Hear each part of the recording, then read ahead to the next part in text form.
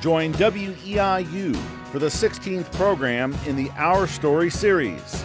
Crawford County, this is our story. 16 storytellers share their insights on the people, places, and things that have shaped Crawford County. Don't miss Crawford County, this is our story. Tonight at 7 on WEIU.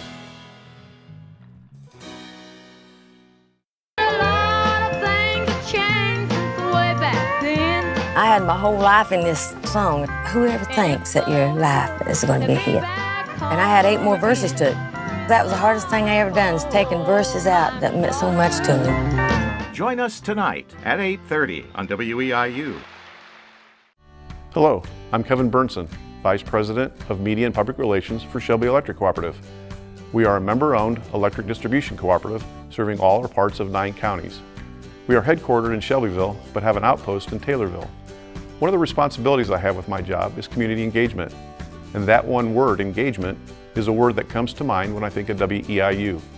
I'm very impressed with how the radio and TV staff get out to local communities and how they encourage and use students in their on-air and tape programming. We have had students come out to cover our newsworthy events, as they do in other communities as well. And through a joint partnership with some other electric cooperatives, we've been able to be on the radio program to promote electric safety and energy efficiency. Not only does WEIU get out to local communities with their radio and news stories, they also work with local communities to help promote them with their City Spotlight and This Is Our Story.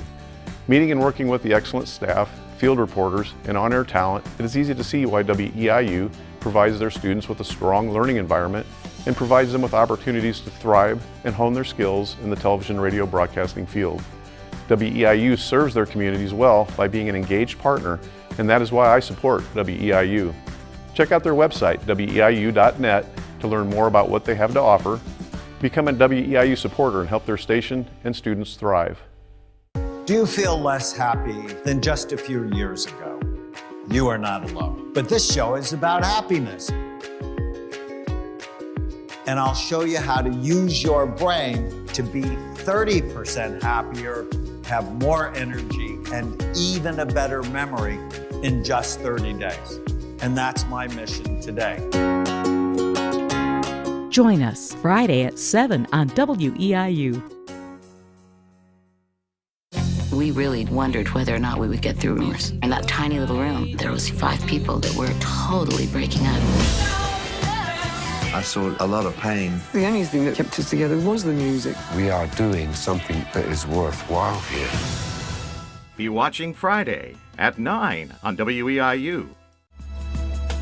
Serving Marshall and Clark County in East Central Illinois. WEIU, Charleston. Thank you so much for joining us tonight here on WEIU. We are having a party in the station tonight. We are celebrating Crawford County. This is our story. I'm Wanda K. Robinson, your membership manager and one of the project managers for this great project we've been working on. And I'm Keanne Armstrong, and I would like to welcome you to this wonderful program this evening. We're so excited to share Crawford County. This is our story with you. This is our 16th show.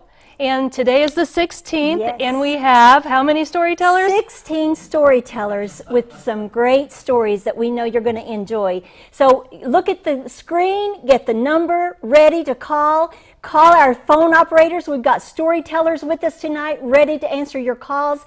And we want to have a party with you tonight as we celebrate Crawford County. This is our story.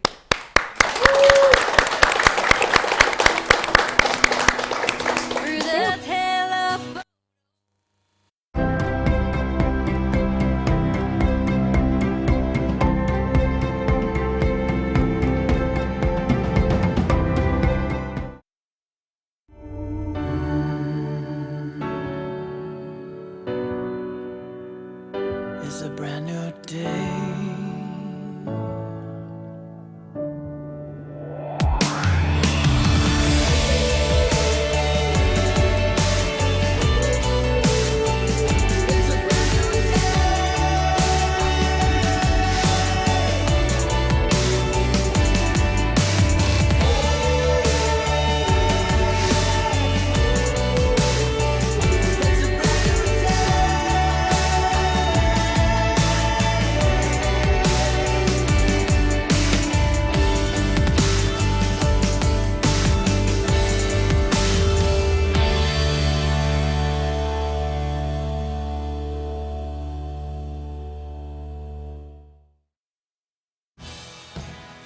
Crawford County, This Is Our Story on WEIU is brought to you in part by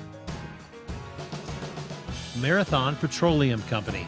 We actively partner with our communities, governments, and business partners to find and create shared values, making a positive difference together. We are so proud of all of the storytellers making this program possible. Enjoy Crawford County, This Is Our Story on WEIU. Reinl Kellenbrink LLC is a law firm concentrating primarily in the areas of personal injury, workers' compensation, and criminal defense. We are proud of everyone involved in producing Crawford County, This Is Our Story on WEIU. Enjoy the show from all of us at Reinl Kellenbrink LLC. At Crawford Memorial Hospital in Robinson, Illinois, we understand that caring for your health is a team effort. A team effort went into the making of Crawford County, This Is Our Story, and we salute all that were involved. Crawford Memorial Hospital in Robinson is a proud partner of Crawford County, This Is Our Story. Crawford County, This Is Our Story is supported by Casey State Bank. Your community, your bank. Casey State Bank salutes all of the storytellers who are making this show possible. Casey State Bank is proud to be part of Crawford County and the surrounding areas. Casey State Bank, your community, your bank, member FDIC. Lincoln Trail College is a 2-year coeducational comprehensive public community college offering a full spectrum of transfer, occupational, continuing education, and community service programs. We are excited to bring you Crawford County, This Is Our Story on WEIU. Temco Products Co. is a manufacturer of custom vinyl windows and patio doors located in Robinson, Illinois. Temco thanks all of the champions and storytellers that are making this program possible. Enjoy Crawford County, This Is Our Story on WEIU from your friends at Temco. Founded in 1915, Weber Insurance and Realty is proud of all things Robinson and is honored to support Crawford County, This Is Our Story on WEIU. Weber Insurance and Realty congratulates all of the storytellers appearing in the show and those who made it possible. Crawford County, This Is Our Story is partially supported by a grant from the Illinois Arts Council, a state agency.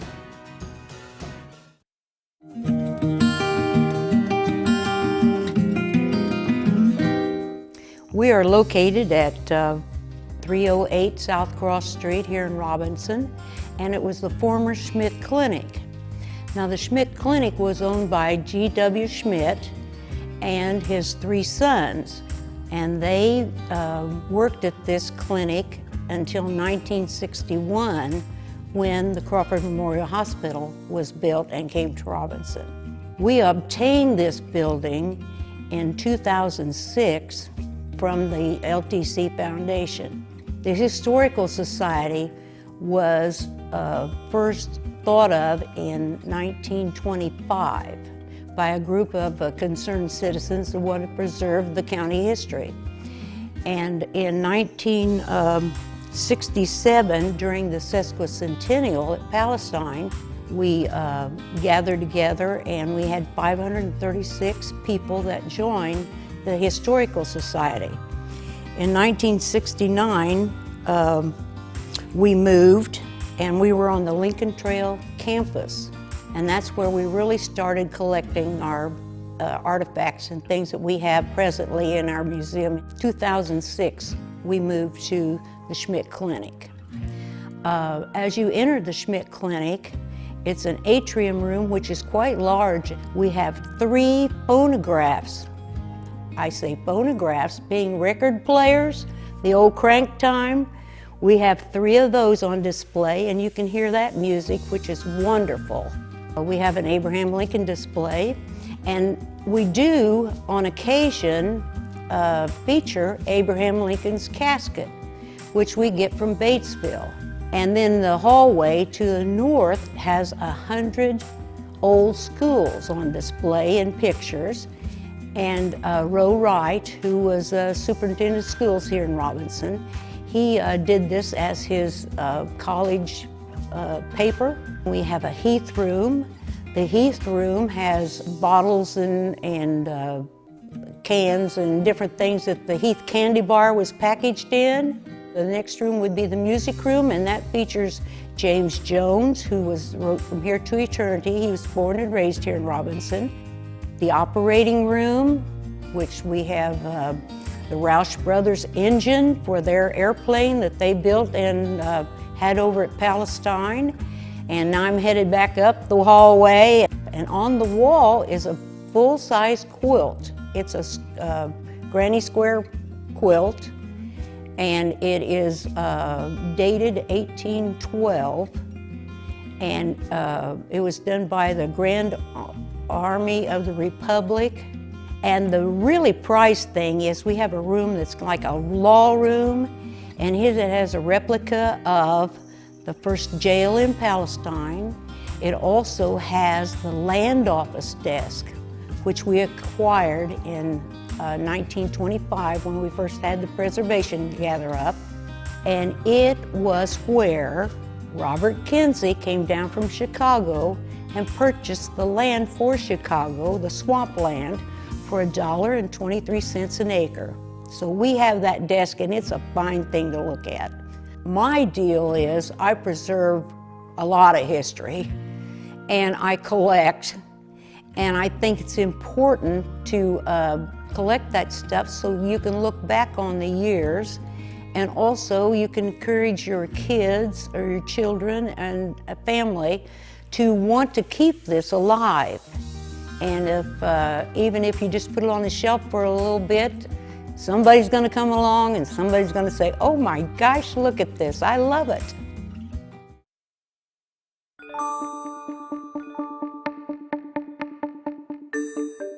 It started out a school teacher named Lawrence Seymour Heath, more commonly known as L.S. Heath, that probably everybody has always recognized that name. And he had 2 sons that were just graduated high school, and they bought a confectionery that existed on the Crawford County Courthouse Square in 1913.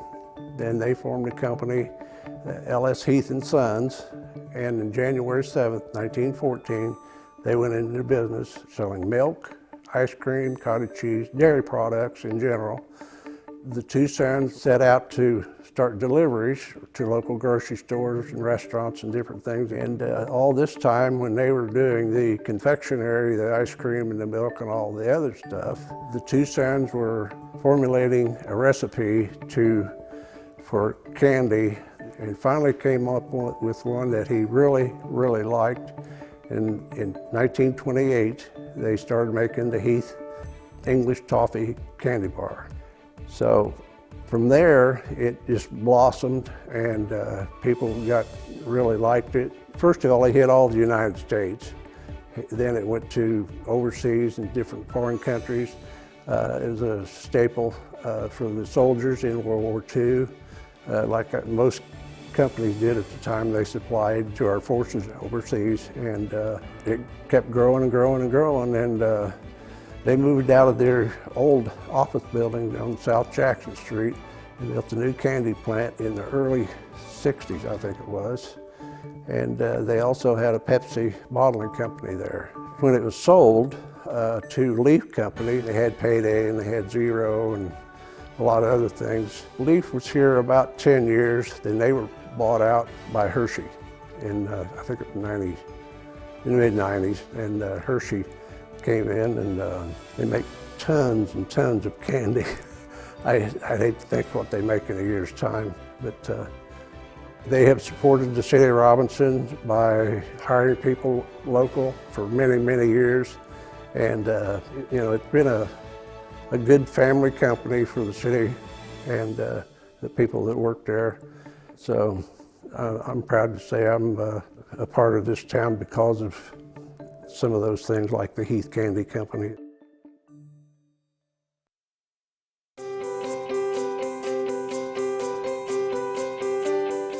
A friend of mine from high school approached me at another women's meeting and said, Gina, you've got to hear this great idea that's going on that's just getting started with a group of women. And so I said, okay. She said, I can give $100 to my favorite charity, and that is good. But 100 women giving $100 to a charity is impactful. And I said, oh, tell me more. And so that's how we got started, with that simple idea of 100 people giving $100 to one cause in their community to make a real impact. And so we gathered for our first true meeting the first quarter of 2016, and we were able to give $1,300 to a new project at the local park, which was called Harmony Park. And we were thrilled. That was the beginning of something really impactful. We understood that our $100 suddenly became $1,300, and we knew there was much more to come. Now, it took a while for the word to get out and for people to really believe, is this all there is to it? You mean there's no fundraising, there's no baking cookies, there's nothing else I have to do? And every woman is so busy with everything in their life, and we knew that if we could make it short and sweet, simple rules, all you have to do is bring a cause, be a member to bring a cause to the group, present about your cause. We want it to be an immediate need in the community, and we want the money all to stay in the local county. Those were really the requirements. And so as we tried to get that word out and people started to gather more and more, we started to see more and more of an impact. Now, we've given to every kind of cause in the county, everything from school projects to street safety projects, to mental health organizations, to food pantries. One of the most impactful ones that I remember was when we gave to the drug court, the renewed drug court program.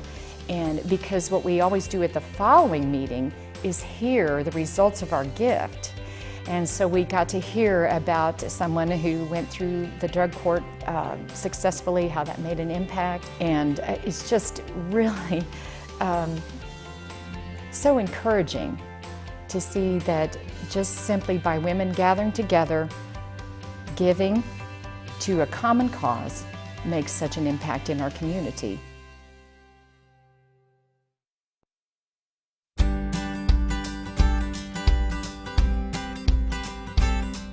Marathon Petroleum Company has 4 certified Wildlife Habitat Council sites in Crawford County. We have them kind of spread throughout the county. We have Neil Pitt, we have Hudsonville Grade Schools area, Washington Park, and then also Lincoln Trail College. Our Neil Pitt facility is about 80 acres, and it's a former gravel pit that Marathon has repurposed for wildlife habitats and conservation. We also have several pavilions there that we host learning opportunities and host field trips for the local kids. We have about 200 kids a year that we bring through there that we do various wildlife projects with. We learn about trees and bees and bats, butterflies, other pollinators. We do a nature walk. It's a field trip that every second grade student in the county looks forward to. We also do work there to keep the habitat as native as possible. We remove invasive species, and we add native wildflowers as needed to promote the pollinators of all kinds, bats and birds and bees. We've also won the Monarch Sustainer of the Year award for that facility twice now.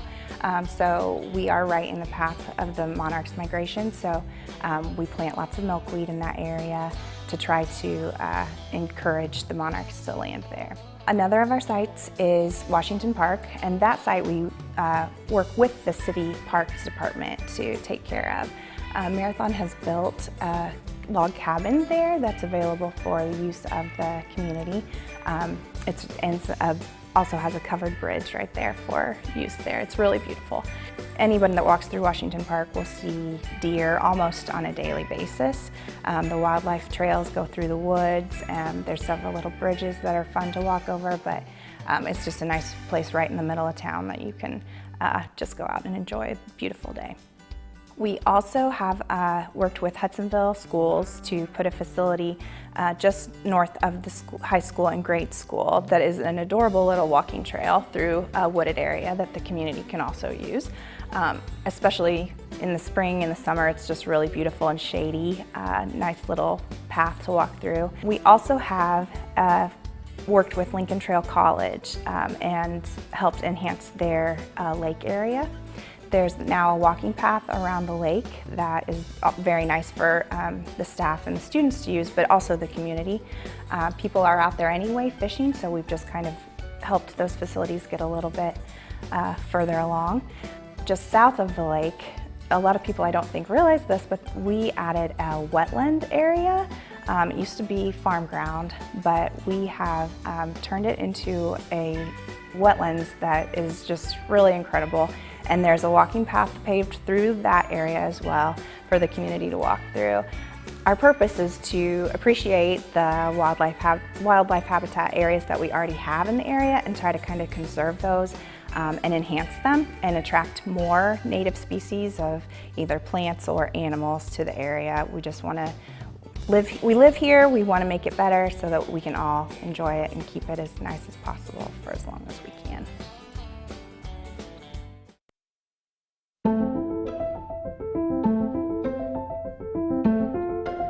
Six doctors got their heads together. Dr. Firebaugh, Dr. Carlisle, Dr. Newland, Dr. Price, and two Dr. Raffertys got together and created the hospital district. The Robinson Hospital Authority is what they called themselves. And they built the first hospital in town. It opened in 1908, and they practiced there for 8 years. They began to realize that they were practicing medicine in a house and not in a hospital. So they bought some land across from the First United Methodist Church on Walnut Street and built a hospital. The Robinson Hospital opened there in 1916, and it stayed open for 30 years. There were some other hospitals that grew in the area. The Allen Sanitarium was built on South Cross Street, just south of the tracks. And that facility stayed open until 1961 when the hospital opened. And also on South Cross Street, the Schmidt Clinic was built. Dr. Schmidt built that clinic, and he and 3 generations of Schmidt doctors and dentists practiced there. That hospital closed in 1961 when the hospital opened. Things were looking pretty good. Big community, 6 hospitals, no, 5, 1 had closed. The community was starting to get worried because there were only 20 doctors. 7 of them were old and 11 of them were sick. So they formed a committee, 29 of them got together and started looking at maybe building a community hospital here in the county. The Crawford Hospital District was formed. The dedication day was in September of 1961. There were dedications, there were a lot of speeches. One of the speeches was done by Dr. Olwin, who was a Robinson native, a world-renowned researcher in blood clotting and venous thrombosis and things that we deal with every day. He came and gave the keynote speech. January 1962, the hospital got its first profit. It was $600 on the good side. They were now bringing in 50.8 was the average number of patients in for that month. They were delivering a baby a day, and they now had a medical staff of 36 physicians. Things were looking up, and actually they've continued to look up since then. Since that time, there have been renovations, there have been additions, there have been new clinics built, not only on the main campus, but also in Oblong and in Palestine. As we move forward, some of the words that Vernon Heath said at the dedication. he wrote, "This new hospital embodies the latest in design, efficiency, and life-saving equipment. However, a hospital is something more than a building. To provide for the needs of the sick and suffering, it must have character, prestige, and high-quality care that keeps pace with the advances of medical science. That will be our constant goal, and we must not fail nor falter in the great purpose and the great ideal."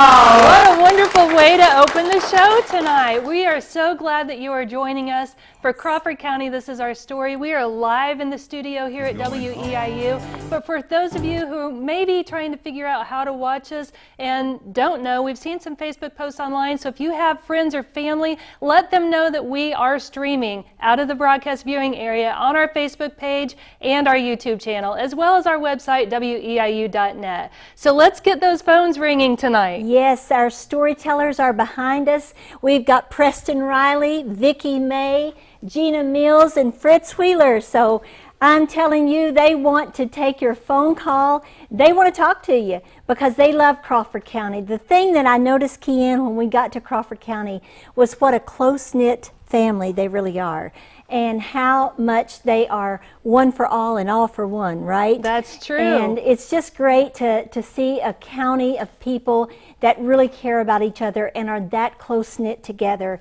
And so they've just really impressed me, and I just love being in Crawford County. And I know tonight you have loved the first 5 stories that you have listened to.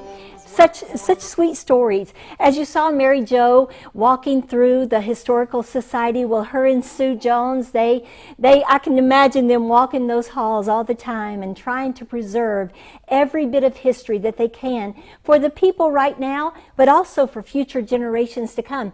And you can also help preserve the history of Crawford County if you pick up the phone and call us tonight and get your DVD or Blu-ray, $75 for one. 2 or more are $60 each. And it can be yours this evening if you pick up the phone and give our operators a call and order your DVD and Blu-ray tonight. Order multiple ones. Give them as gifts. We've got Father's Day coming up Sunday. What a great gift to give Dad, to let him know that you love him and appreciate him by giving him this DVD. We want to hear from you tonight. Our storytellers want to hear from you. So who is going to be our first caller? We need someone to get the night rolling. We want to hear all of these phones ringing. We'll have a phone blitz sometime in the night, hopefully, where we've got everybody on the phone. We need someone to call in right now. You can order online as well, but we want to talk to you. But who's going to be that first person to call in and get the copy of Crawford County? This is our story. Our storytellers here have worked hard. They have prepared. They have researched.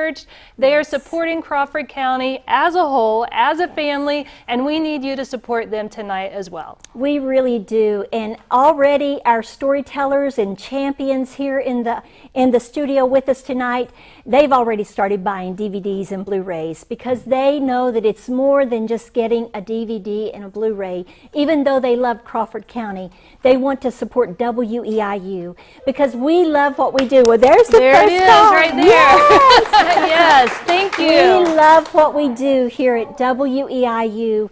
Every day we get to come into this great TV station and work and get to talk with people, and then we get to go out into the communities just like Crawford County and let people share their stories with us. And what sweet stories that we've already heard with Roger Pethel, former mayor there in Robinson, talking about the sweet beginnings of the Heath Company and how just beneficial that was to Robinson. And then with Gina Mills, we're going to talk with Gina in a few minutes.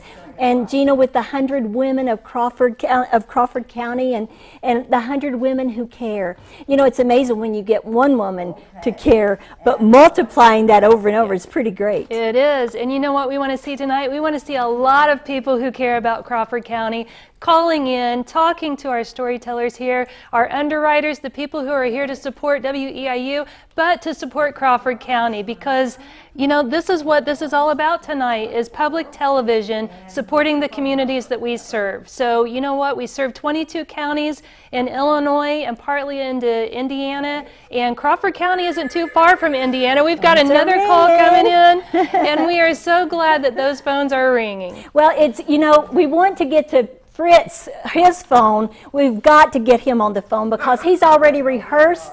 He's got his fundraising spiel down pat, waiting for your phone calls. So there we go, right there. All right, somebody listen to you. That's good. Now we got to get Preston on. I'll tell you what, I'm going to interview Preston here in just a second, but don't forget, we've got DVDs and we've got Blu-rays, and they're $75 each, and they are 2 or more for $60. So we need you to call in, and if you happen to call in when I'm talking to Preston, I'll let him get to the phone, but right now I want to talk to Preston, and let's get you mic'd up here. You can hold it if you want to.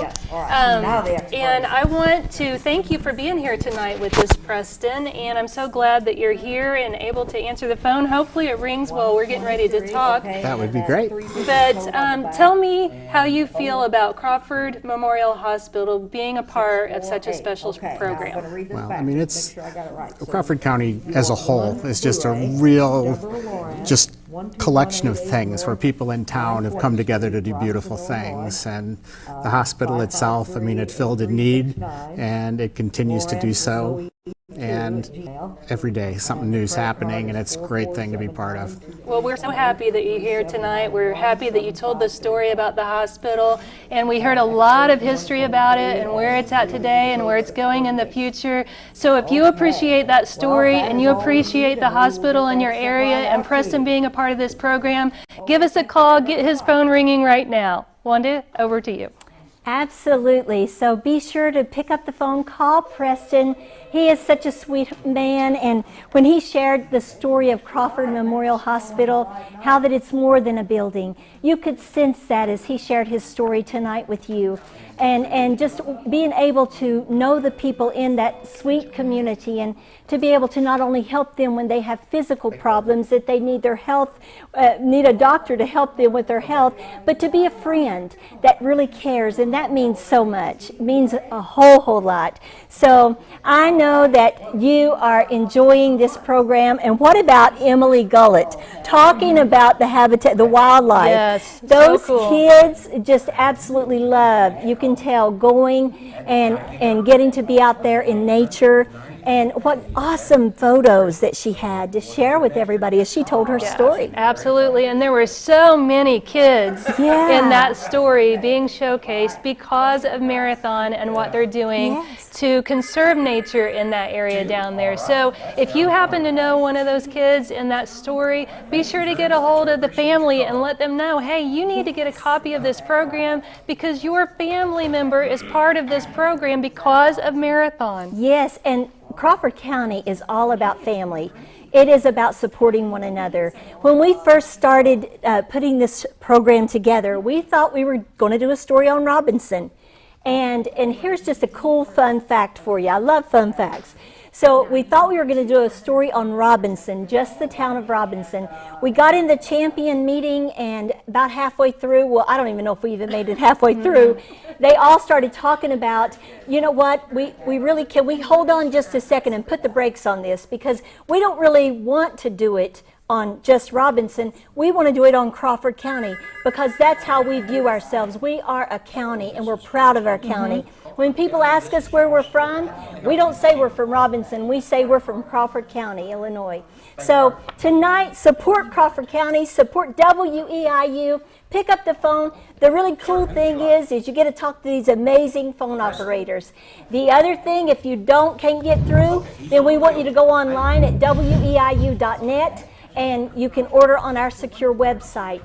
So all we want you to do is to be able to be blessed with this Crawford County program so that you can enjoy it. We've got musical chairs going on back here. Someone wanted to talk to Preston. That's okay. That's what we do. We're live on TV. If you want to talk to someone in particular, we've got people here to talk to you. So just make sure you call. So if you see one of your loved ones in the crowd and you think, nope, I want to talk to them, I'll give my order when I get to talk to them. Well, we can bring them up here and let you talk to them. Absolutely. That's the cool thing about this, is live have TV. You just never know what's going to happen. And our phone careful operators back there, are busy. Fritz.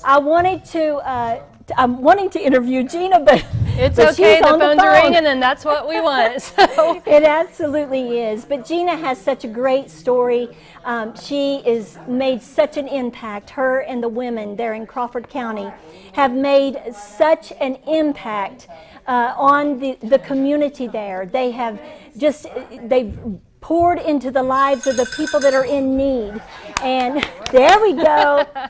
And I was talking with Gina earlier and just how that it's impacted not only the community, but in return, it's impacted her in such a great way. That's What a right. great, awesome story that she has. You know, we know you want to get back to the show, but we're going to stay here for just a little bit longer because the phones are ringing. We want you to support the storytellers and get your DVD, get your Blu-ray, get more than one. Make sure you have one for yourself. Make sure you have one for another family member, or make it a gift. We can send that wherever you want it shipped to. Absolutely. And you know, the great thing about WEIU is when you're sitting here tonight watching these stories, we may have been to your town. We may have already told your stories. And so you know what this feels like. But if you're sitting there and you think, well, I live in a sweet town here in central Illinois, maybe we'll come to your town next. Who knows? But if you support WEIU and you support Crawford County, this is our story tonight. You're helping us by putting money in our pocket to be able to go out and do the things that we need to do in the communities to make a difference. And we really do love making a difference in the communities. So pick up the phone, and we got a couple of phone operators here that are not busy right now. Pick up the phone and give us a call here at WEIU. We're live in the studio. You can talk to your people and order your DVD or Blu-ray or multiple ones. I tell you, it's such a deal to get 2 or more for $60 each. It is. Right? It's a great deal. So order yours tonight. Order your loved ones one. And if you want to give a great gift to your kids, give them this gift because they'll enjoy it for many years to come. We got a little heads up here on what's coming up in the next segment. We'll just give you an idea of some of the stories you're going to hear. You're going to hear about some trees on the river. We're going to hear about James Joan. He's an author from the area. Yes. We're going to hear about Annapolis and about the parks and recreation down there, and something very special with the fire department, as well as the country club and the golf course that they have down around that area. And that's where we held our premiere. Yes. It was a great night. So we've got, what, 6 more stories coming their way in segment 2? We do. Crawford County has so much to offer you, as you can see in these great stories tonight. So we want you to keep calling in. Our phone operators are going to stay right here waiting for your calls, and we just want to have a fun evening with you as we continue on with Crawford County. This is our story.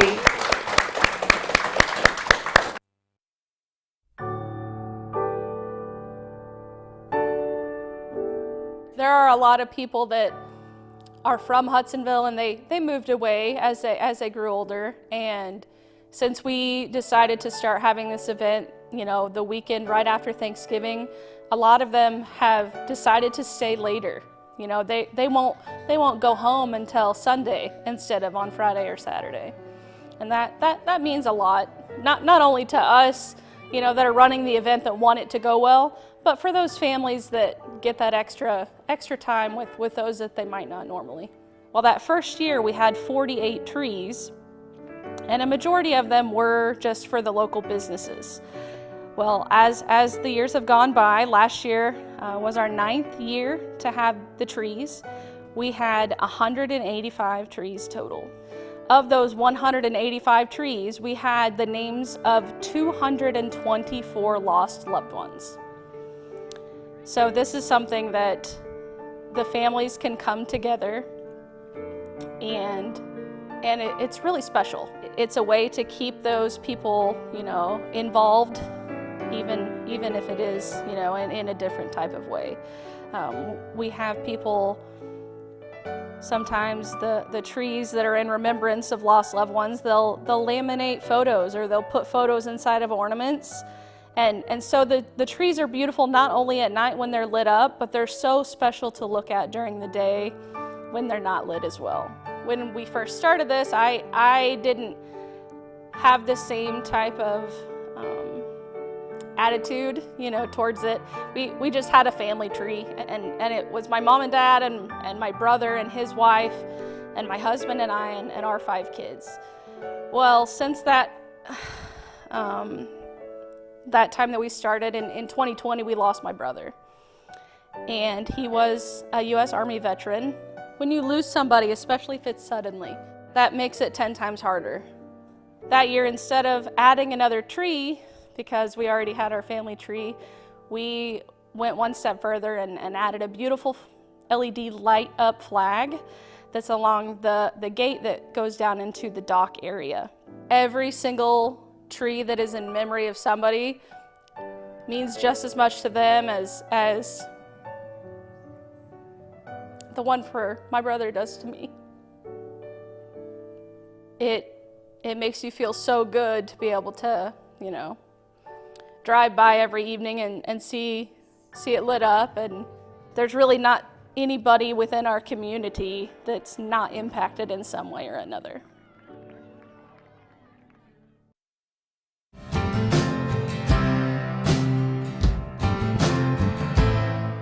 He made gritty novels, a little off color. If you were a World War II veteran, what he wrote about appealed to you because he had the same experiences you had, and he put them into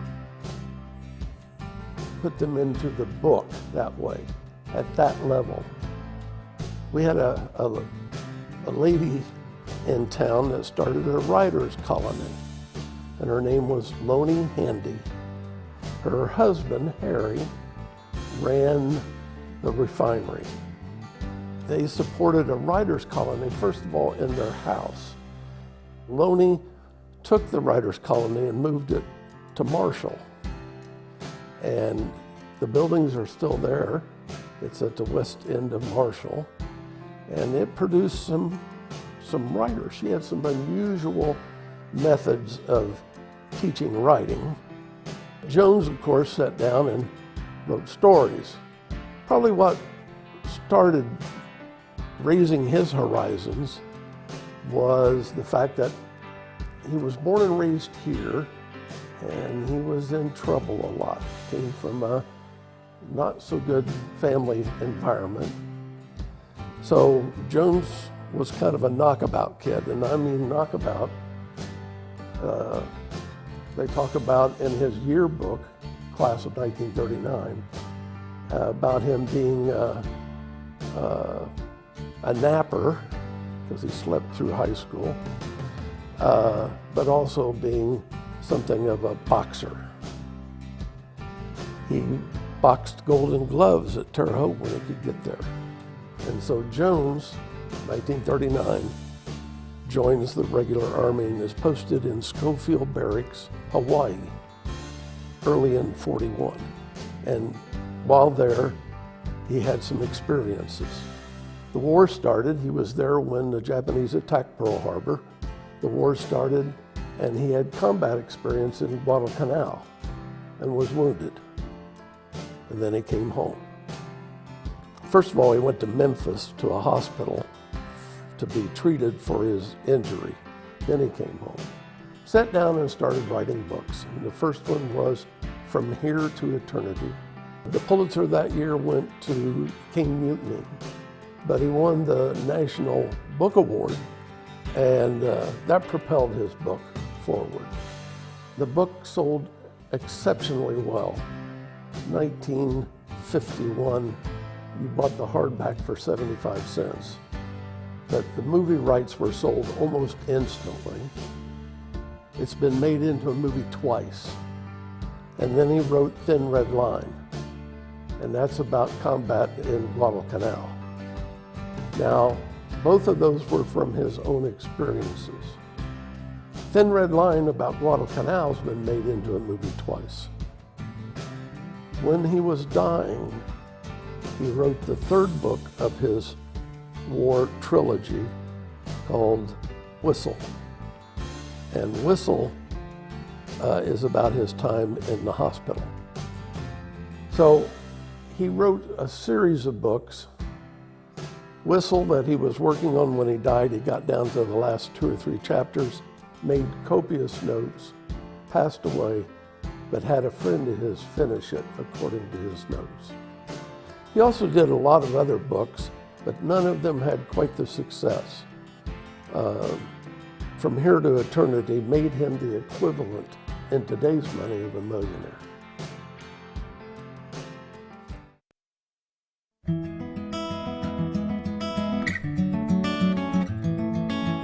Annapolis is a very tiny or small town in the upper north of Crawford County. Early on, about 200 years ago, it was actually a very thriving community. A lot of people were moving into the area from places like North Carolina and Ohio, which is where my families came from. So I've been in this area now for 50 years myself. This is where my family grew up and where I have grown up. So Annapolis actually has had 3 names over its 150-year history. It first started as the Four Corners, and basically, just like it sounds, it was an intersection of 2 main roads in the north of Crawford County. By the 1860s, another family had moved in. The Thomas Spencer family came, and on the east side of the Four Corners, they platted that land and they called it Spencerville. A couple of years after that, another family came and they platted the land to the west of what is now Annapolis. And once there was a postmaster and he had that business in his own home on the Annapolis side, then the whole town became Annapolis with the growth of the post office. And then banks started coming in and more businesses started coming in. So it has always then been known as Annapolis. By the 1920s, there were over 20 businesses in Annapolis. Everything from 3 to 4 grocery stores, a pharmacist, barber shops, a beauty shop, even a theater. In the 1920s, banks really started helping Annapolis, and they helped those businesses thrive. But another part that became literally a booming business was the oil fever that was happening in Crawford County. And the first actual oil well to overflow one of the derricks was just outside of Annapolis, and that occurred in 1905. So we actually have that as a proud moment in our history too. And that also sustained the businesses in Annapolis for quite a while. So from the 1850s to about the 1950s, Annapolis was a thriving community. Schools and education was a large part of Annapolis. At one time, it had 2 schools. It did have a primary school and a 3-year high school, which sounds kind of odd to us now. We're used to 4-year high schools.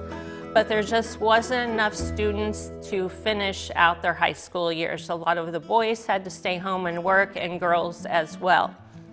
So students who wanted to get a diploma would often travel to another town to stay with a relative and get their diploma.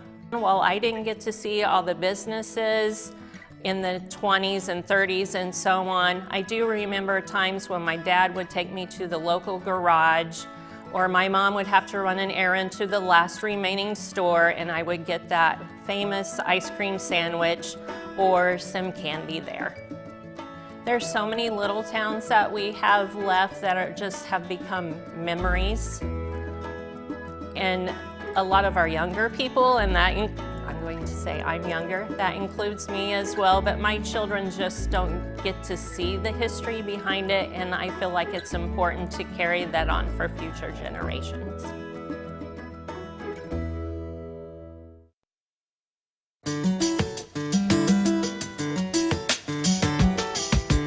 We are very proud of our park system in Robinson. We were created back in 1976. They hired me directly out of college. I had a couple of different offers to come other locations and had the opportunity to come back home. I've felt all along that our park system is a community made up of all of us. And Robinson not only reflects that in everything we do, but we've tried to carry that theme over into our park system now. Created that with 70 acres of various properties within the community. 2 large parks have been developed over the years. And we have tried to make it a family-friendly atmosphere. We feel like a wholesome activity for the community with a family background, and coming in and enjoying yourself and having a good time has been our emphasis in our recreation program throughout the years. As time progressed, we were able to upgrade our swimming facility, which is state-of-the-art. We call it Pelican Cove. It's created an atmosphere where we draw folks from a 30-mile radius and involve, again, a family atmosphere as a splash pad, water slides, your typical swimming things that you would find in a public pool. We have a friendship playground now that has just been created for special needs, and for that matter, it's an all-inclusive playground, which means anyone could come and enjoy it. And that's been a big addition of our park system. We have the usual baseball, softball facilities. We have a par 3 golf course, which is very well used by our older citizens in the community. It's called Deer Run. It's, like I say, a par 3. But probably the most used facilities we have in our park system are our walkways. And I think that's because the age groups in our community are diversified, yet it's an activity that anyone can participate in. Both parks have lengthy walkways that they can go and enjoy. Our parks are full of all the other toys you would find, the pickleball, the tennis, the picnic tables. We're about to put in cornhole. We have a miniature golf course. You can find such a wide variety of activities, and that's probably geared to allow families to come and enjoy the evening. And in small town, you're going to get that. You get that small town atmosphere. And that goes back to our saying, community made up of all of us. We try to provide activities and events that we can all participate in our park system. We have developed an area downtown which we call Cross Street Station. And not only do we have farmers markets there, we have concerts there in the summer. We bring in the food trucks. And the thing that's unique about that, folks bring their lawn chairs and their kids and their blankets, they sit in the street and watch the entertainment. And that's the kind of activities we've tried to provide. We've had mural painters come in town and decorate our downtown area.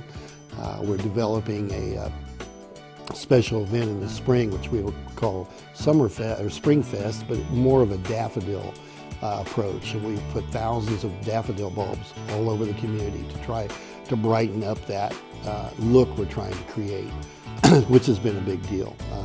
Special events we hold throughout the year, probably the biggest one, the Easter egg hunt in Washington Park, 11,000 eggs. And unique thing about, again, going back to what we say about our community, those eggs are put together by Lawrence Crawford, which are special needs folks. And they take part in helping us set up that Easter egg hunt. Without their help, again, without the help of the community, we're not able to pull off those kind of events. I think anytime people come and visit your community, they're going to look at your hospital, your library, and we're in a beautiful building here today, and they're going to look at your parks and look at your schools and look at your special areas. Is this a community that I see growth? Is this a community that I see something happening? It's not stagnant. And if you can see that and you go to the park in the evening and it's full of people, you know you've done something good. And that's what we try to create in the 40-some years I've been here. And we're happy to be here. It's a great place to live and grow. And it's a community made up of all of us. It takes every one of us to make it what it is.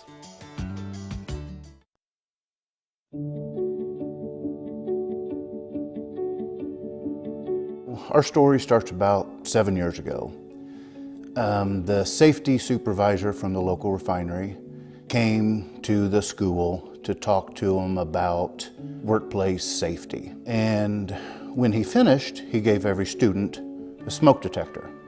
Well, some of the students didn't know what a smoke detector was, and the teacher saw that as a problem. The next year, they got a hold of me and said, "What can we do about this?" So we developed a test, a pre-test, if you will, to kind of gauge the students. What did they know? The fire safety, home safety, workplace safety, things of that nature. And we found that they didn't really know a lot about any of it, but especially we're low in home safety. So at that point, we developed this program. The safety supervisor, again, from the refinery gets them. He's got a extinguisher simulator, and it's similar to a video game. And they actually have to pull the pin, aim it, squeeze the handle, sweep it side by side at a TV monitor, and act like they're putting out a flame.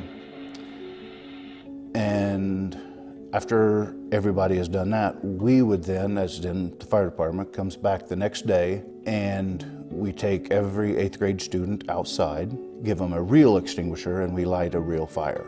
Again, they have to pull the pin themselves, they aim it, they squeeze, they sweep, they put the extinguishing agent on the fire, they put it out, and then we teach them to back straight away from the fire and lay down the extinguisher. With this program, we've had 4 8th graders that have put out fires in their homes, ranging from kitchen fires to garage fires or whatever. But in each instance, the parents have panicked, and the students actually recited pass, pull, aim, squeeze, sweep as they're getting their extinguisher and bringing it to the fire. It's saving property, saving lives possibly. And if people could take something from this, is that the fire safety is important. Everybody takes it for granted. And I know I did before I became a firefighter, but these things happen in real life.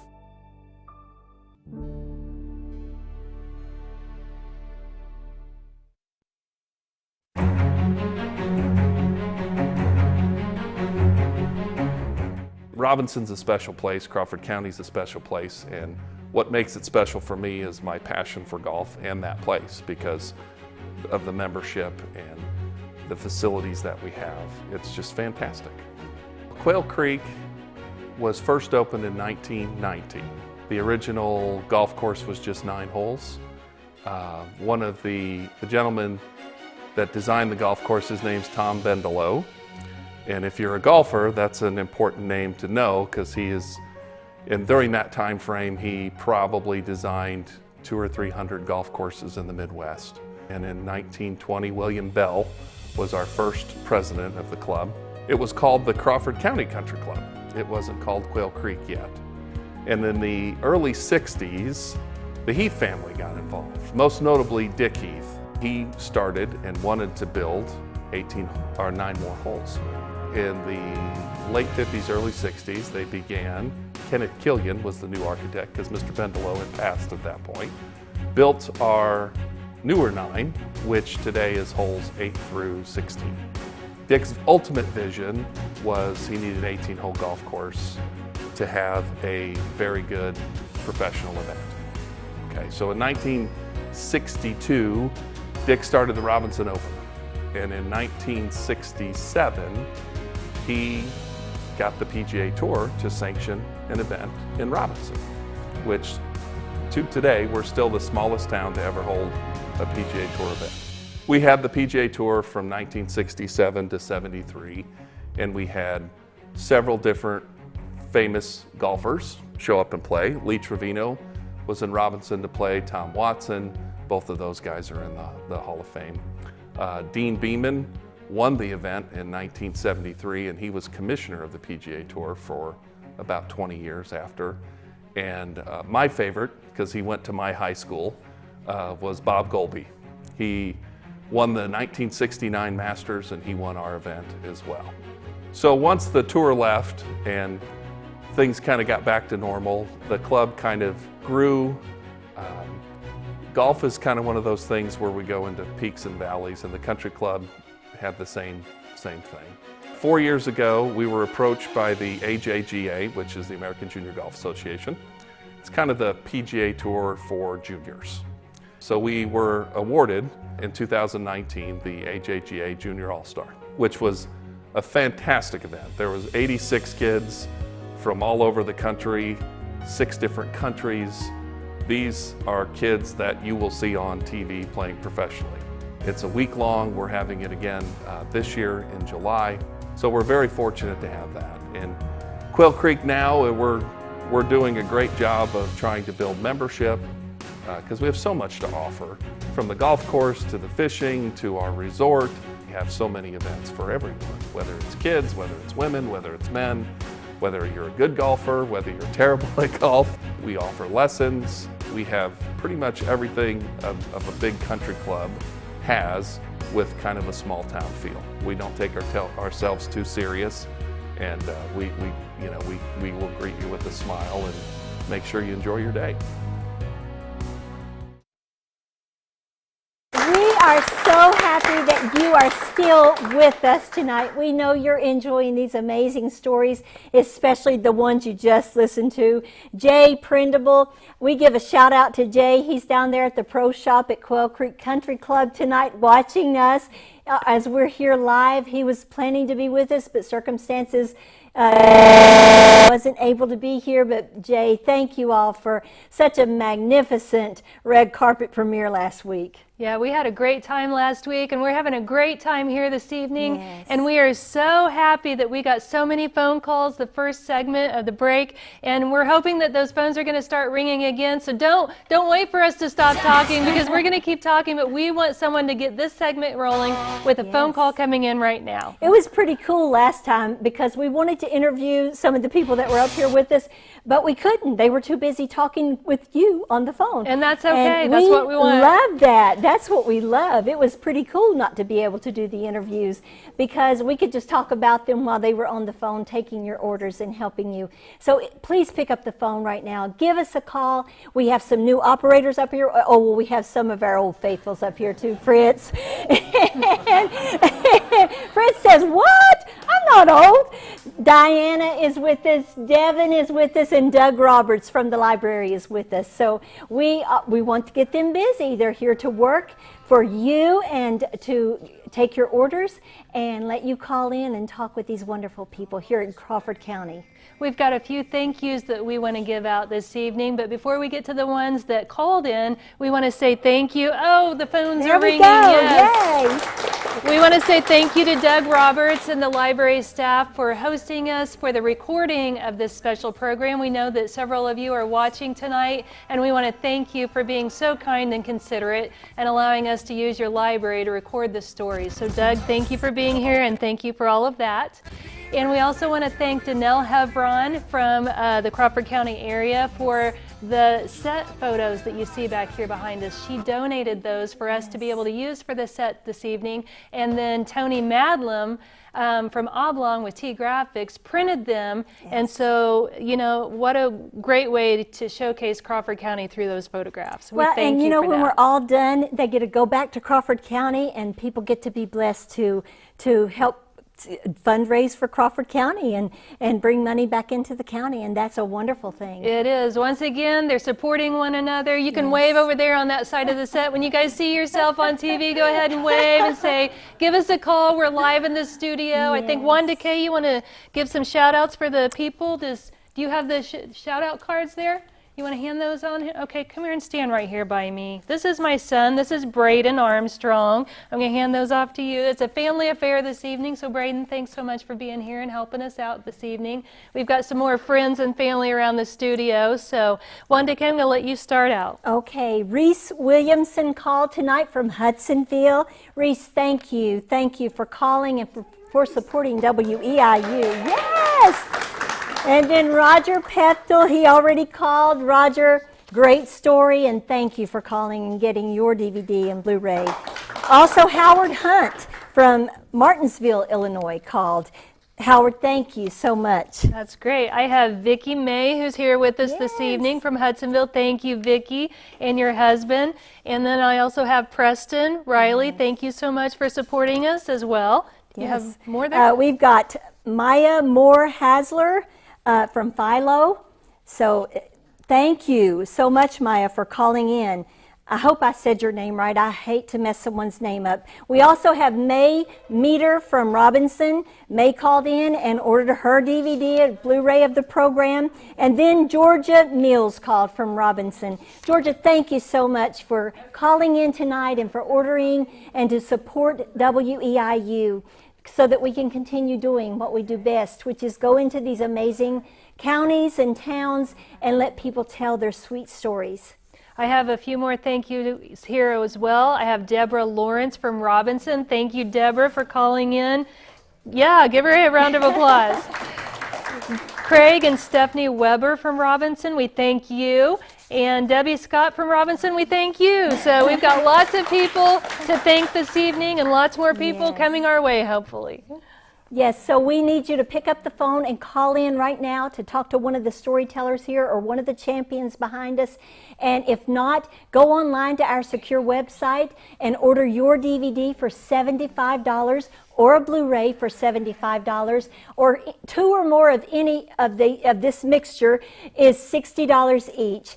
And I would say buy multiples because you can't beat a deal like that. And also helping WEIU and supporting your local PBS station. So right now I think we're going to interview Fritz. Well, I'm going to interview Fritz in just a moment, but I wanted to say, you know, over there on the other side of the set, we've got Chrissy over there, and she told the story of the trees on the river, and that was such a great story and an emotional story, and we thank her for that. And you know, we moved on to some other stories throughout the James Jones, the author, lots of different history, and we've got a very special one coming up on Oblong in the next segment, and I've got Fritz Wheeler here with me tonight. Thank you so much for being here tonight, Fritz. You're welcome. If the phone rings, I'm going to let you go ahead and get it, but I'm going to ask you first, you know, how does it make you feel to be a part of this program and to be able to showcase Oblong Lake, which is coming up? Well, it's a good feeling. So many times you hear people say negative about everyone, and it's really nice to hear a lot of positive comments about your own community as well as somebody else's community, and I really enjoyed that part of it. Well, good. And you know what? You told a great story. It showcases the lake, the history of the lake, and the changes that it went through. And he's got a perfect tagline. I'm not going to give it away. I'm not going to let you give it away. But it'll leave you with a smile on your face. So thank you so much for being here tonight, Fritz. Well, you're welcome. Thank you for having us. All right. Wanda Kay, back over to you. We are so happy that you're calling in and talking to these amazing phone operators tonight. We're keeping them all busy. We've got them coming over from the other side. People are calling and saying they want to talk to certain ones that's sitting over on the other side of the set. And we just bring them right on over and let them talk to you. And that's what we love doing, is we want to be here to serve you tonight. Whatever your needs are, we want to make sure that we meet your needs tonight. So right now, I think I'm going to go back and talk to Devin before she gets on the phone. Devin, thank you for being here. You're very welcome. Devin is one of the school teachers for the kids with the fire safety program. That's right. And Devin, can you tell me what it's like in the classroom when the kids started being introduced to this program and what they felt and what their excitement was like? Sure. So it started with a book, and when we were reading the book and the tragedy of the Triangle Shirtwaist Factory fire happened, you know, we then took it to the fire station and our local refinery, and all working together put together this great program that you just saw. And to know over 700 kids throughout the 7 years, over 700 kids have been trained, and 4 kids, since we've been doing it, have put out fires in their home.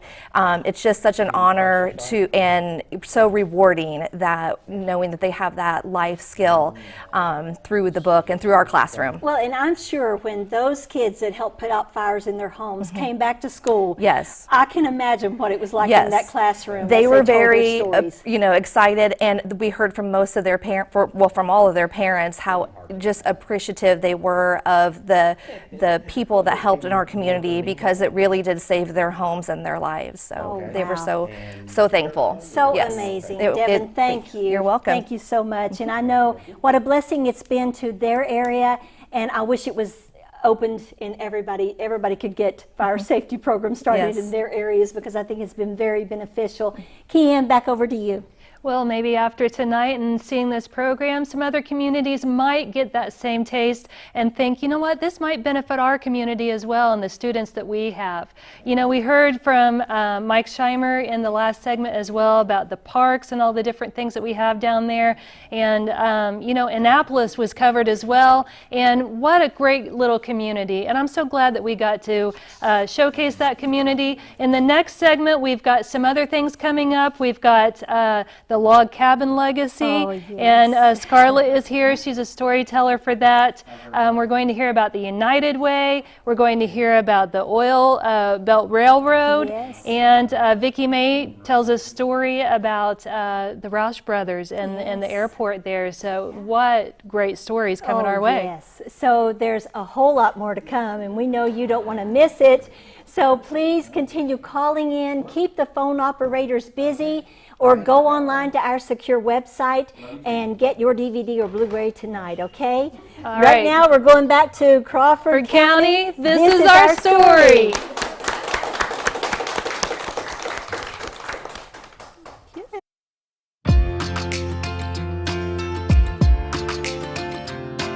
The beginning of the lake, so far as we can tell, happened in the 1930s. I think it was 1937 when they actually built the dam. It was built by the WPA, and that was a program that Franklin Delano Roosevelt had implemented when he took over as president. The dam was built on a drainage ditch in Oblong, and they dug it by hand and filled the dam in, just an earthen dam, and then started backing up the water, and they wound up with about a 6-acre lake there in Oblong. The lake, of course, with the runoff, it had a lot of sediment in it from the runoff, the dirt and things like that. And it went into the main pool of the lake and settled out. And pretty soon, the lake filled up. It was all dirt. So they dredged it, they drained the lake, dredged it out by mounding up the sediment into 3 big islands. Filled the lake again, but they didn't take into account anything for the sediment to take care of that.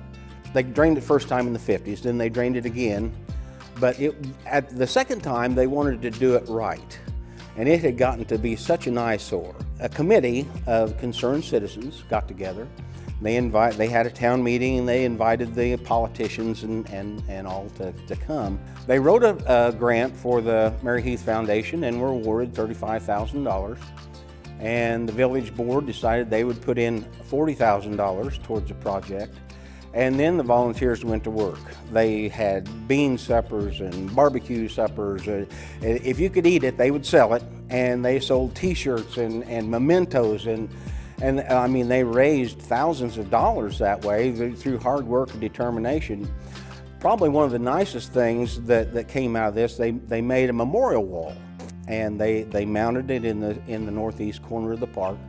And people who wanted to donate, you know, to the project but couldn't help, or you know, something like that, they donated, and then they inscribed the name of the company or the individual on the bricks in the wall.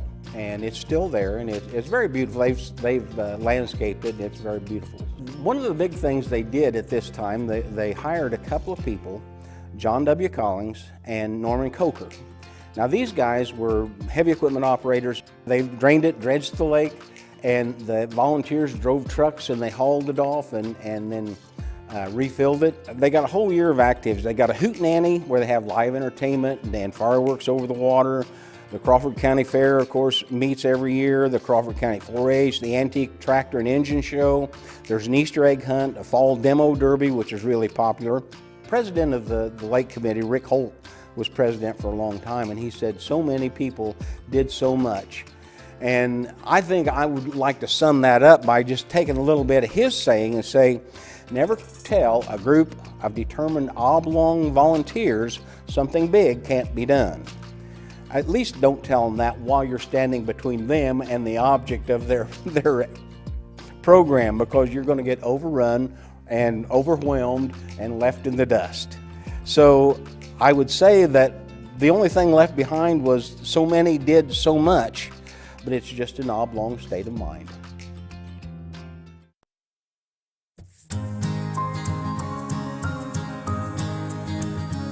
Isaac and Deborah Denson Hudson came from Chillicothe, Ohio in 1811. They came to Fort Terman, which is over across the river at Sullivan County, Indiana, near Graysville.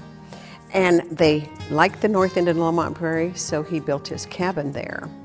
One day in 1813, when he was gone to the mill at Palestine, which were the only people around, when he came home, his family had been killed.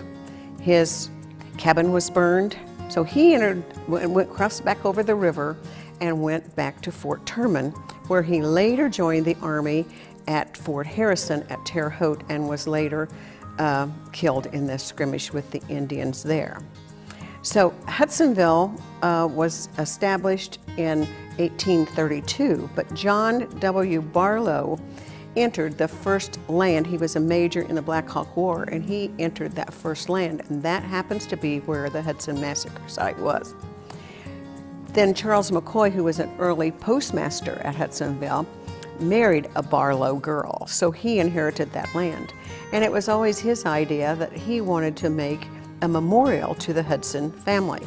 That didn't happen in his lifetime, but about 1967, we were offered a log cabin. And those weren't something you just got offered every day, so we, of course, wanted to do it. And the man who had offered it to us gave us the cabin, and some men in the Historical Society tore it down, brought it back to the site. It took us just about a year to get it going, so we got the Hudson cabin opened. And it has the things that the Hudsons might have had when they were there. A lot of our stuff is donated and loaned. So after we got that all going, it wasn't very long till we outgrew the cabin, so we needed to build a museum. So we took 2 cabins and built a museum. And that houses a lot of Hudsonville memorabilia. We have just tons of stuff in there. You just have to come to see that.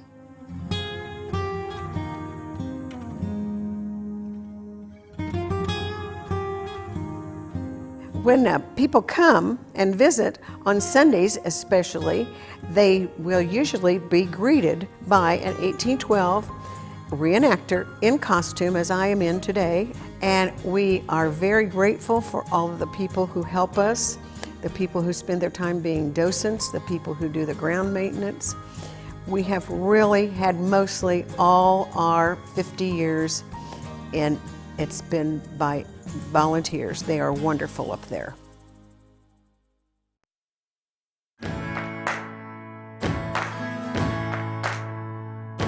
I have fallen in love with this organization and the people in it. The basic structure of United Way is that businesses and individuals donate funds to it. And the good thing about United Way is that we are good stewards of that money. We check out the agencies that we do support, and we support 20 in Crawford County.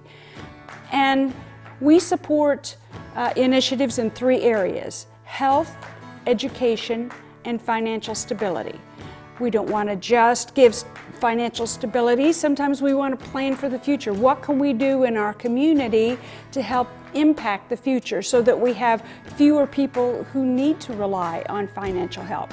One of the things we're very proud of supporting is the dual credit fees for our high school kids who take classes at junior college, so that kids are not held back from being able to have that opportunity because they can't afford it. So there's so many things like that that we do in different ways. One of our goals is to support health needs in the area, and we try to do that by working with our recreation departments, the Parks Department. We have an outdoor gym that United Way put up at Washington Park. We've helped with the tennis courts. We've helped with Randy's basketball court. We've helped with the pickleball courts. We've helped with a lot of area things that are much used. If you go to any of these facilities, there's people on them at all times. And if we can help with that, we think that's great. One of our biggest projects that we've taken on the last couple of years is 211. For us to get 211, we had to pay for it in Crawford County. I've looked at the map. North of us, they have 211. South West of us they have 211, but we're like isolated. But communication in a small town is important. When people need to know where to go for help, I need help with my rent, I need help with my utilities, they don't know who to call.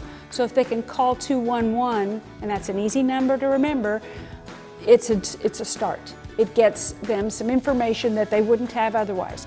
I think it's very important for us all to understand that we are a large family. I was a teacher in the schools for years. Many of these people that we help or have needs are former students of mine. I feel invested in this community, and each one of us, when we can help the other one, we make it a stronger community. That's really what it's all about. Any one of us can have a problem and need help, and I feel, again, humbled to have that opportunity to help in any way that we can.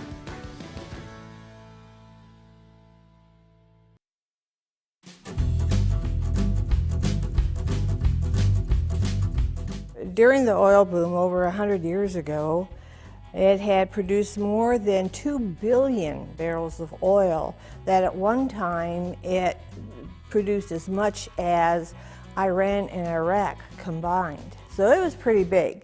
And the oil industry was really not only Crawford County, but it was Lawrence County and counties above us and over to the east of us, stuff like that. So the men who put the oil belt together, they decided that we had to help the farmers and we have to help the oil men.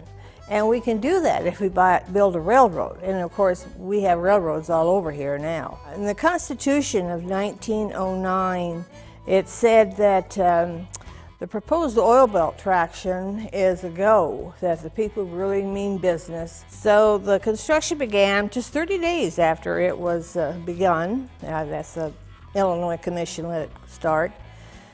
And they had Italian workers, Gandhi dancers they're called, or section hands.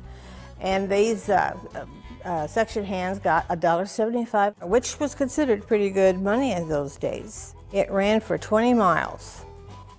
It was from Oblong to Bridgeport, and that's the only length it had. It wanted to go up to Charleston, and it wanted to go down to Mount Carmel, but it started, but it never finished. So they always lacked the money. Now, in the end, the Illinois Commission said, you know, you're done. And Mr. Finley, who was the president at that time, he said that he would pay for any debt that it incurred. He was a very well-to-do oil man in Bridgeport. And he said the oil belt had $125,000 and it had debt of $275,000. But he took it out of his own pocket and he paid everything for that. So because the trains improved and got bigger and bigger, then the cities grew as well. It was one of the important things that happened in Crawford County in the 1900s, or 1909. It was the middle of the oil boom. And with the railroads like that, other people got the idea that, you know, whether it made it or not, we were going to put another railroad through here, and eventually they did.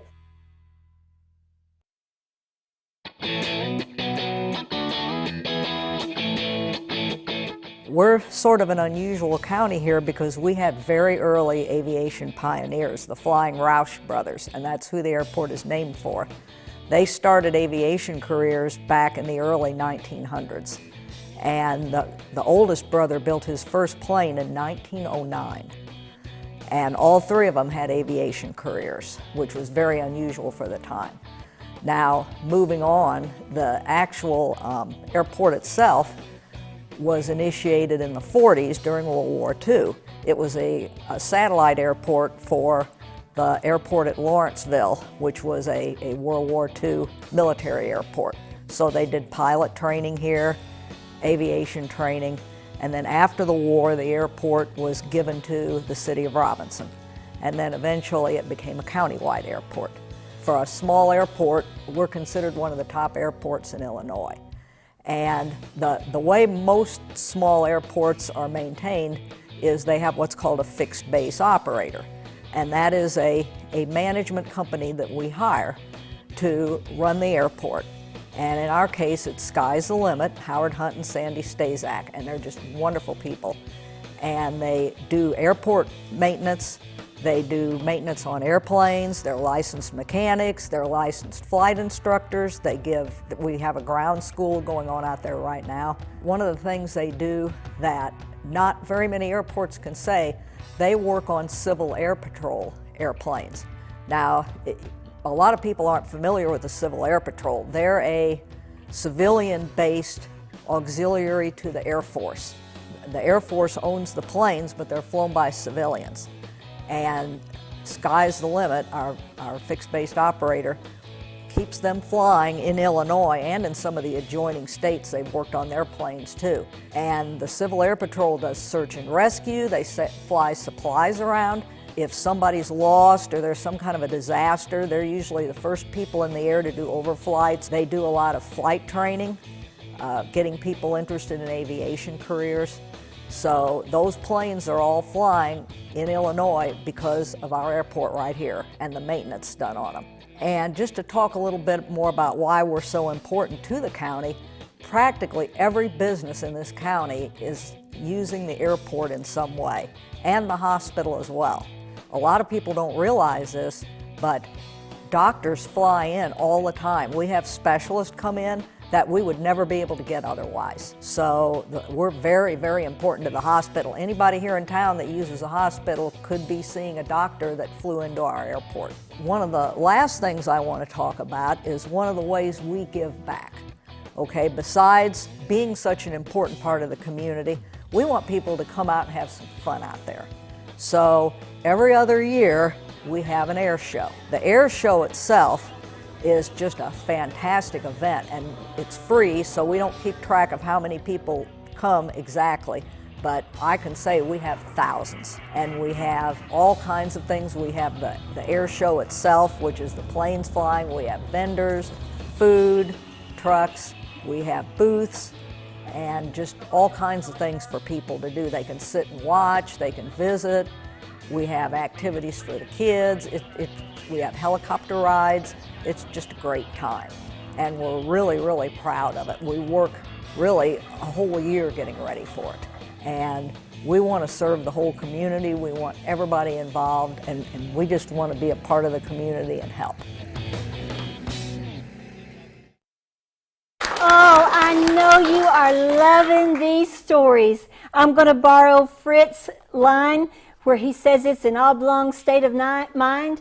I'm going to tell you it's a Crawford County state of mind, really. Tonight we are all about Crawford County. Our people there are just amazing. If you ever get a chance to go by in that area, visit some of those sweet towns. Just amazing people that'll make you feel so welcome. And I just love all of those people down there. I do too, and we've made such special friends this evening, and they're over there in the studio on the other side with us. They're back here behind us. We've got people who have come to join us this evening that were previous staff members. We have Kate Pleasant over in the control room. Jana Johnson was just here. All of our WEIU family is here. We need you to continue the celebration with us. This is our last pledge break for the evening. That was the last story of tonight's special program. So this is your opportunity to get these phones ringing off the hook. So who's going to start us off this time? We need to Let's get these phones ringing. Crawford County some love. So pick up the phone, call the number on your screen, and talk to these amazing storytellers that are sitting here behind us and the champions of that area. One DVD or Blu-ray is $75. 2 or more are $60 each. And I say get 2 or more, or 3 or 4, or 5 or 6. It doesn't matter. Get them for your loved ones so that they can enjoy them for years to come. Get one for Dad, because Father's Day is coming up, and we want to honor our dad. No better way to honor him than to give him a little piece of the history of Crawford County. And that's what we're all about tonight, is these sweet people of Crawford County that have come to be with us live in the studio. And I know these are your friends. Well, these are our friends too. And we're just really thankful that you've joined us tonight. So please get the phone operators busy. Barbara Scheimer's waiting for someone to call and talk to her. She's just so lonely sitting over here, even though she's got Miss Vicki May right beside of her. And then we got Doug Roberts back here and Vicki's husband, Jeff. I put on the thing because I didn't know his name at first. I said, Vicki May will be in our third segment, and Vicki's husband. And he just laughs every time I call him Vicki's husband. But his name is Jeff, and we're really glad he's here as well. That's funny. Like I said earlier, it's a family affair, and you've got some more thank yous to share with me? Thank you so much. I'm so glad you're here tonight with us, Braden. Thank you so much. All right, I've got Diana Thompson from Robinson, Illinois. Thank you for supporting Crawford County. This is our story. And Justin Weaver from Robinson as well called in. Thank you so much for your support. We kept Diana busy on those phones over there. Every time I turned around, she was answering another phone call. And thank you, Diana, for supporting us as well. You're so sweet. Ronnie Poorman called in from West Union. Ronnie, thank you for calling and supporting WEIU. You know what happens when we get these people calling in with their support? What it does for us is it lets us know we're going to another town real soon. Just because you support WEIU, and you really show us that when you pick up the phone and call in your support tonight. Fritz Wheeler, dear Fritz Wheeler, man, is he a fundraising machine or what? He is the sweetest thing, and he had all kinds of cool lines tonight. I think it's 194 days before Christmas, but be sure to get your DVD and Blu-ray for your Christmas presents. Go ahead and stock up. All right, well, you know what? I want to talk a little bit about some of the stories that we just heard, because if any of these stories are special to you, you need to call in, get a copy of the DVD, and make sure that you're spreading the news about Crawford County.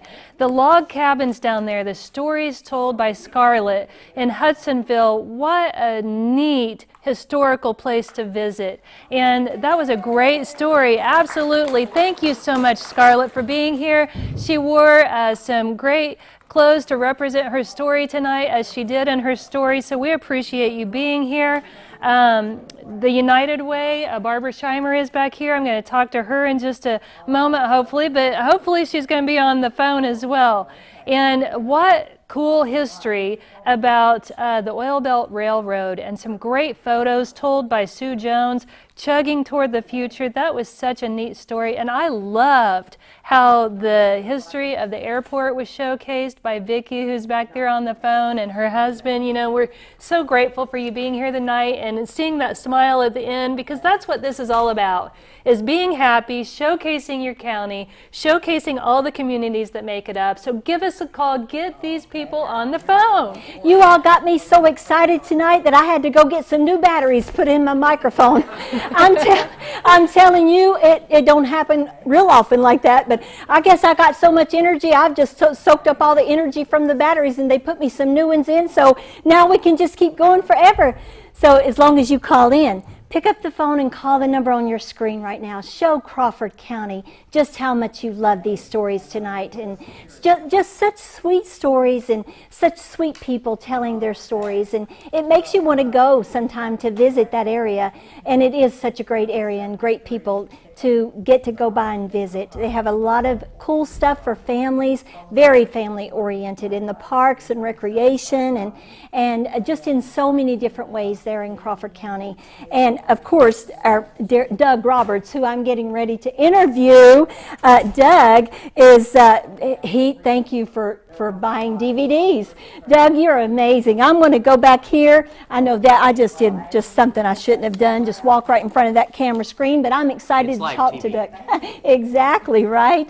Doug, the library is so beautiful. It's so inviting. When you walk in, you really don't even want to leave. But you and your staff have created such an atmosphere, because I know when we walked in the doors the very first time, you all it was like you came like walking fast to the doors to greet us, to draw us in and to make us feel welcome. So tell me what it means to you for Crawford County, This Is Our Story, to have been produced right there, the production day right there at the library. Well, I tell you, it was both an honor and a pleasure to have you guys there, and honestly, it was as much fun for us as it was for you all. And I tell you, sitting here tonight and watching this, I love history, and I've learned something out of every segment. Yeah. And you know, you talk about my staff. You know, I'm as lucky as it gets when it comes to, you know, being a manager and having you know, top flight staff. You know, they're wonderful to work with, and you know, that energy you saw, it was all genuine. And you know, the other thing I would say is, you know, if you're intrigued by what you see, come to the library, come to our genealogy area, and buy some Blu-rays and DVDs from this program tonight. I love it because Doug Roberts doesn't do anything small. He's a big dreamer, and he has an amazing staff that are right there supporting him every step of the way and bringing his dreams to pass for the Robinson area at the public library right there in Robinson. Kian, back to you. All right, well, that was wonderful hearing from Doug. Great things happening tonight. The phones need to be ringing. We did get an order online. We gave a shout out to them earlier, but you can order online as well. So if you don't want to talk to somebody here tonight, that's okay. We understand, but we just want to hear from you. We're so glad that we've had the support that we've had tonight. There you see $75 for one DVD, or a Blu-ray, 2 or more are $60 each. And you know what? This is a great way to capture the history of Crawford County and to be able to have it at your fingertips anytime that you want to watch it.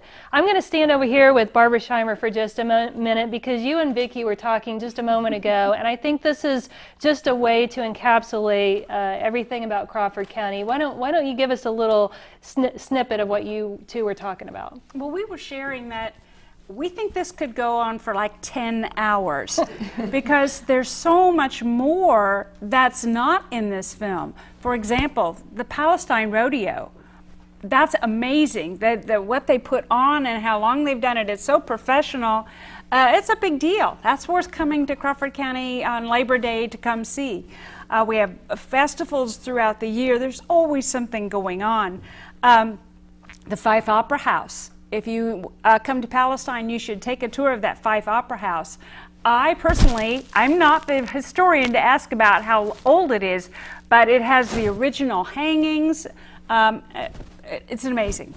I think we should have done a little story about Lincoln Trail College. We're very proud to have our own community college in the area, and they've got a great history of great story in arts, of course, and in the sports, and we're very pleased with our graduates and all the stuff that they've done.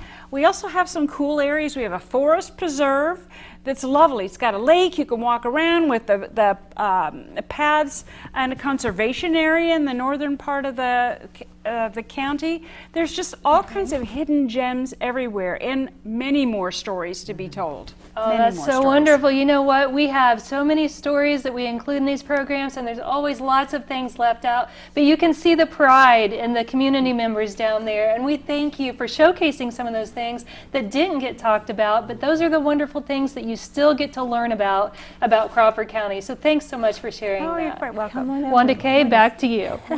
Well, we got more people joining us in. Our sweet Crawford County folks with us tonight. We just are so thankful that you all joined us. Thank you for allowing us to share Crawford County with you tonight. Remember, you can still get DVDs and Blu-rays if you go online to our website, WEIU.net, and go ahead and order yours, or order 2 or 3 of them. The more you order, the more happier we'll all be.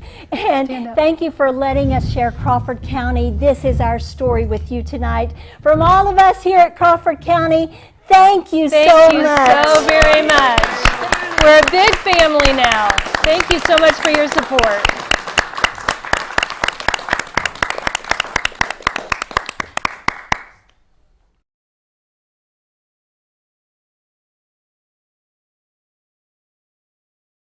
Is brought to you in part by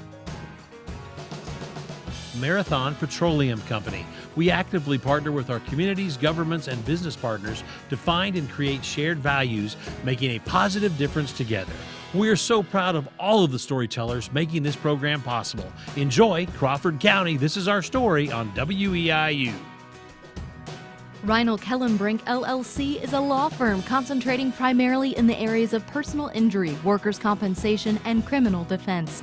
We are proud of everyone involved in producing Crawford County. This is our story on WEIU. Enjoy the show from all of us at Reinl Kellenbrink LLC. At Crawford Memorial Hospital in Robinson, Illinois, we understand that caring for your health is a team effort. A team effort went into the making of Crawford County. This is our story, and we salute all that were involved.